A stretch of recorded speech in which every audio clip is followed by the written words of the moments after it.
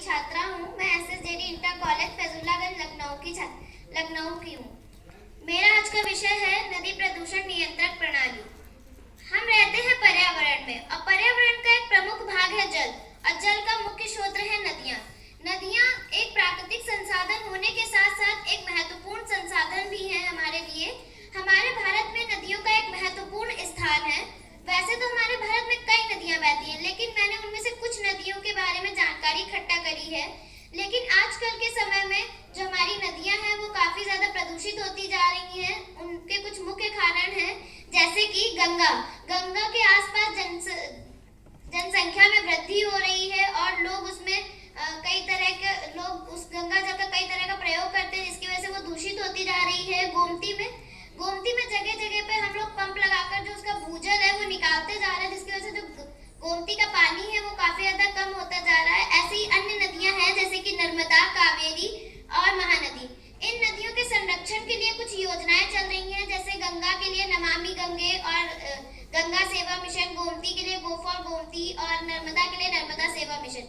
लेकिन इन सभी चीजों से पूर्णतः असर नहीं पड़ रहा है, इसलिए इन सभी बातों को ध्यान में रखकर हमने एक प्रोजेक्ट बनाया है जिसका नाम है रिवर पोल्यूशन कंट्रोलिंग सिस्टम, यानी नदी प्रदूषण नियंत्रण प्रणाली। ये एक एलिवेटर सिस्टम है जिसे हम नदियों और नालों के मध्य में लगाएंगे, जिसमें जो नालों का पानी है वो इस एलिवेटर तक जाएगा, जिसमें ये एक हैंडीकॉम स्ट्रक्चर की तरह बना होगा, जिसमें जो पानी है वो नीचे जाता जाएगा और जो कूड़ा है वो दूसरे एलिवेटर पे जाता जाएगा। और इस एलिवेटर का ये काम रहेगा कि ये उस कूड़े को एक कंटेनर में इकट्ठा करता रहे, और उसके बाद जब ये कंटेनर फिल हो जाएगा तो हम उसे चेंज करते रहेंगे, जिसकी वजह से यहाँ पे कूड़ा भी नहीं इकट्ठा होगा और जो ड्रेन वाटर है वो साफ होकर नदियों में भी जाता रहेगा, जिसकी वजह से जो हमारी नदियाँ हैं उनमें प्रदूषण कम होगा।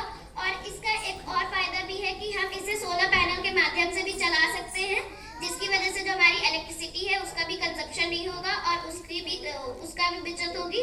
और जो पानी है वो साफ होकर जाता रहेगा, जिसकी वजह से हमारी नदियों में प्रदूषण नहीं फैलेगा।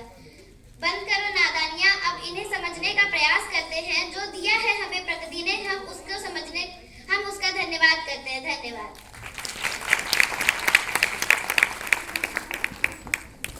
Thank you.